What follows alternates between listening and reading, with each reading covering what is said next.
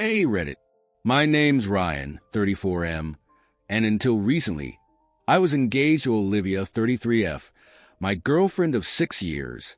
We were supposed to be planning our wedding, building a future together. Instead, I was slowly realizing that the woman I was about to marry had no idea what commitment actually meant. See, at 34, I'm not playing games anymore. I have a stable job, a mortgage, and a clear vision of where I want my life to go. Marriage, kids, real stability. Olivia always said she wanted the same, but the way she acted, it told a different story. She loved attention, not just mine, not just from our close circle of friends, from everyone. At first, I brushed it off. We were in our 20s when we got together. People flirt, people have fun, whatever. But as we got older, it didn't stop. If anything, it got worse. At dinner parties, she'd engage a little too much with the guys, touching their arms when she laughed, holding eye contact just long enough to make it suggestive. She was always the life of the party, but after a while, it became clear that she needed to be. I started noticing that she never set boundaries when it came to other men. If a guy at the bar hit on her, she'd encourage it, laughing at his jokes, playing along, letting the interaction drag out just long enough for him to think he had a shot. And when I'd call her out, "Oh, come on, Ryan, it's harmless flirting." Harmless. That became her favorite word. It's just fun, Ryan. You know I'd never actually do anything. You're being too sensitive. But at 34, I don't have the patience for this kind of childish behavior. I work hard. I value my time. And the last thing I need is a relationship that feels like a constant competition for my own fiancé's attention. The real turning point came at a dinner party we hosted for a few friends and colleagues. These weren't 20-something guys looking for a fling. These were grown men, many of them married, serious professionals who had built careers and families. And yet, Olivia was still acting like we were at some college bar.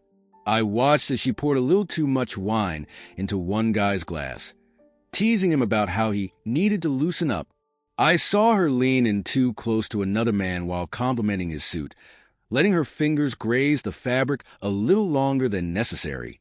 The final straw, when I walked into the kitchen and found her laughing a little too hard at something one of my colleagues said, her hand resting on his chest like they were at the beginning of some bad romantic movie. I had it. I cleared my throat, making my presence known. She turned, blinking like she had forgotten I existed. "Hey, babe," she said, grinning. "We were just talking about—" "We need to talk," I said, my voice calm but firm. She frowned but followed me to the other side of the kitchen. "What's up?" I stared at her for a long moment. "Do you even realize what you're doing?" She sighed dramatically. "Ryan, not this again." "Yes, this again," I said. "You're engaged. You're acting like a single woman at a bar, Olivia. Do you have any idea how that looks?" She rolled her eyes. "Oh, come on. We're just having fun. It's harmless." There it was. That word again. I let out a breath. "Okay, let's test that theory." She raised an eyebrow. "What?" "If it's harmless, then let's switch roles," I said, my voice steady. "What if I went over to one of your girlfriends, touched her arm, held eye contact, laughed at all her jokes just a little too long? What if I gave her the same kind of attention you've been throwing at every guy in this house?" She opened her mouth, closed it, then she scoffed. "That's different, is it?" I asked. "Or is it only fun when you're the one getting the attention?" Her expression darkened. "Ryan, you're being ridiculous." "No," I said. "I'm being realistic." She crossed her arms. "So, what? You want me to just sit quietly and not talk to anyone?" I shook my head. "I want you to act like an engaged woman. I want you to stop treating flirting like a hobby and respect the relationship we've built." She rolled her eyes again. "You're overreacting." And that was when I knew. I knew that no matter how many times we had this conversation, she would never change. Because to Olivia, this wasn't about right or wrong.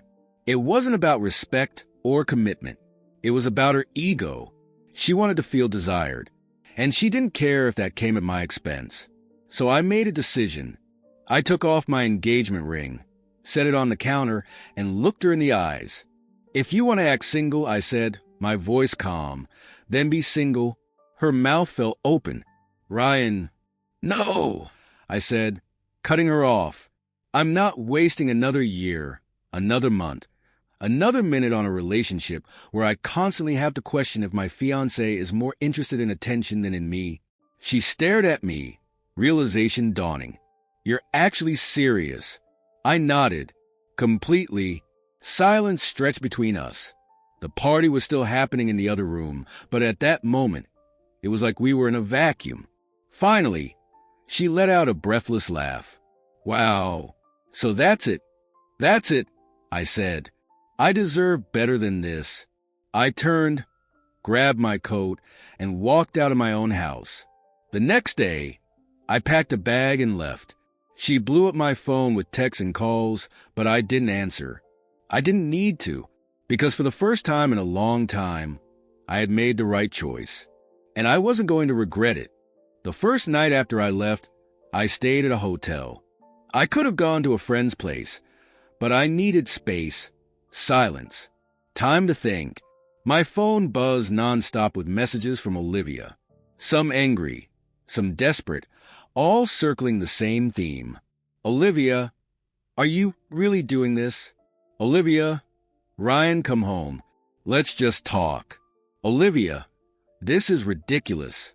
You're throwing away 6 years over nothing."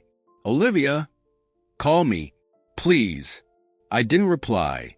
I stared at the messages, feeling a strange mix of emotions. 6 years. That was a long time. We had built a life together, shared a home, made plans. And now, in the space of a single night, it was unraveling. But what got me wasn't to please. It was the way she still didn't get it. Over nothing. That's what she thought this was. Nothing. I turned off my phone and went to bed, telling myself I'd figure things out in the morning. But when I woke up, nothing had changed. The weight on my chest was still there. The exhaustion still sat deep in my bones. I had spent years convincing myself that Olivia would change, that this was a phase, that one day she would grow out of this need for validation. She hadn't, and she never would. I checked out of the hotel, grabbed a coffee, and sat in my car for a long time before finally calling my best friend Aaron. He picked up immediately. "Dude, are you okay?" I let out a breath. I left Olivia. Silence. Then a low whistle. "Holy shit. You actually did it." "Yeah." "Where are you?" "Just sitting in my car, trying to figure out what the hell comes next." "Get over here," he said. "You don't need to deal with this alone." I drove to Aaron's place, and the second I walked in, he handed me a beer. "Tell me everything." I sat down, ran a hand through my hair, and told him. The flirting, the constant dismissing of my concerns, the way she needed attention, how I had finally hit my limit at the dinner party. Aaron listened without interrupting, nodding occasionally. When I finished, he leaned back in his chair and let out a long breath. "I'm going to be real with you, man. I never liked the way she treated you." I frowned. "What?" "I didn't want to say anything before because, your relationship, your business. But Olivia, she's been pulling this crap for years, and we all saw it." I stared at him. "Who's we?" Aaron hesitated. "Me, Mark, even your sister. We all saw the way she acted, man. It was obvious to everyone but you. That hit me harder than I expected. Why didn't anyone say anything?" Aaron sighed. "Would you have listened?" I opened my mouth, closed it. He had a point. I had spent so long making excuses for Olivia, convincing myself that I was the one overreacting, that I was being insecure. But if my friends had noticed, if my sister had noticed, then maybe this had never been in my head. Maybe I had been gaslighting myself. Aaron leaned forward. "So what now?" I exhaled. "I don't know." I need to go back to the house. Pack my stuff. Aaron nodded. Want backup? I thought about it, then shook my head. Nah, I need to do this alone. He didn't argue. All right, but if she starts pulling any manipulative shit, you call me. I drove back to the house in the afternoon, half expecting Olivia to be gone. She wasn't. Her car was in the driveway, and when I stepped inside, she was sitting on the couch, looking like she hadn't slept. Her eyes were red, her hair in a messy bun, and for the first time in a long time, she looked small. She stood up when she saw me. You actually left, she said quietly. I nodded. Yeah. Her arms crossed. So what? You just came back to grab your stuff. Yeah, I said again. A bitter laugh escaped her. Wow, 6 years, and this is how it ends? You just walk out. I set my jaw. Don't do that. Don't act like I'm the one who broke this. Her eyes flashed. Oh, come on, Ryan. You're acting like I cheated on you or something.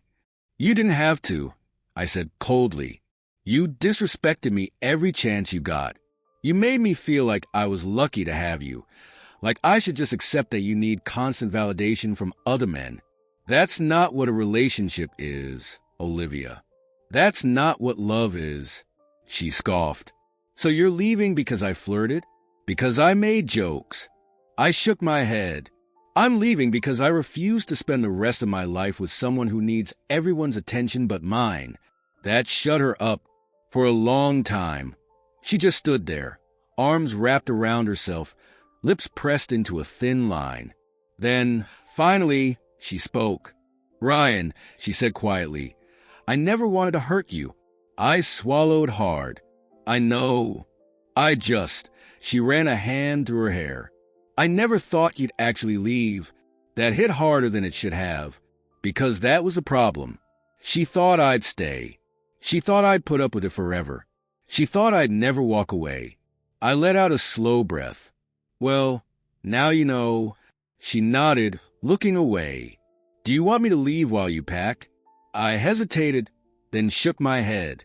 No, I'll be quick. Packing up my life was surreal. Taking clothes, personal things, reminders of 6 years together, and shoving them into a suitcase. Olivia didn't say much. She just sat on the bed, watching, like she still couldn't believe this was happening. When I zipped up my bag, I turned to face her one last time.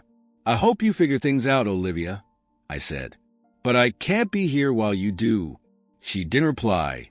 I walked to the door, hesitated for a second, then left. That was the last time I saw her. It's been a few weeks now. She sent a few texts at first, but I didn't answer. I moved in with Aaron temporarily while I figured out my next steps. It's weird, starting over at 34. But honestly, it feels like a weight has been lifted. For the first time in years, I'm not questioning myself. I'm not doubting my worth. I walked away from someone who didn't value me. And I know without a doubt that I made the right choice. The first few weeks after leaving Olivia were a strange mix of relief and adjustment. I had gotten so used to our life together, the routines, the familiarity, that even though I knew I had made the right decision, there were moments when the quiet felt too loud. I stayed with Aaron while figuring out my next steps. He never pushed me to talk about it, but every now and then, he'd make a comment like, "Dude, you seem lighter," or "You're laughing more than you used to." And he was right. I wasn't walking on eggshells anymore. I wasn't analyzing every conversation, trying to figure out if I was being too sensitive. I was just living. One night, about a month after the breakup, Aaron and I were at a bar when my phone buzzed. I didn't even have to check to know who it was. Olivia had stopped texting me every day, but every now and then, she'd send something. This time, it was just, "Olivia, can we talk?" I stared at the message for a long moment, then locked my phone and slid it back into my pocket. Aaron noticed. Her again? I nodded. You gonna respond? No. He smirked. Good. That might have been the end of it. But, of course, Olivia wasn't the type to just let things go. 2 days later, I ran into her. It wasn't planned. I had been out looking at apartments.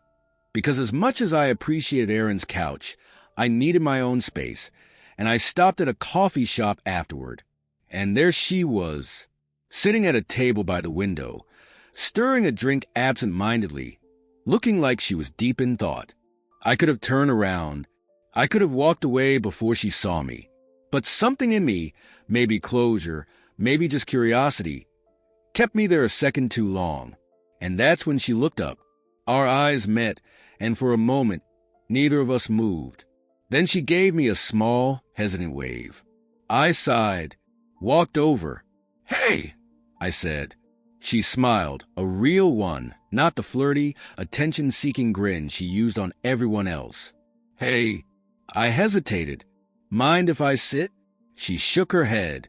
"No, please." I sat across from her, studying her face. She looked different, tired, but not just physically. There was something in her expression that I didn't recognize. "So," I said, leaning back, "what's up?" She let out a slow breath. I wanted to say I'm sorry. That caught me off guard. "For what?" I asked, arching a brow. "For not listening," she said, meeting my gaze. "For acting like your feelings didn't matter. For taking you for granted." I blinked. I had prepared for a lot of things. Anger, manipulation, another round of "you're overreacting." But this was new. I didn't say anything, so she continued. "When you left, I was angry," she admitted. "I told myself you were just being dramatic, that you'd come back once you calmed down. But when you didn't, I started thinking." I crossed my arms. "And what did you figure out?" Her lips pressed together. "That I didn't respect you the way I should have." I exhaled, shaking my head. "Olivia." "I know," she interrupted. "It's too late. I needed you to hear it." I studied her for a long moment, trying to decide if this was real, if she actually meant it, or if this was just another way to reel me back in. But the thing was, it didn't matter. Even if she was being honest, even if she had finally realized how much she had messed up, it didn't change anything. Because I wasn't that guy anymore. I wasn't the guy who made excuses for her. I wasn't the guy who stayed. I nodded. "I appreciate that. I really do." She looked hopeful for a second. "So, maybe we could."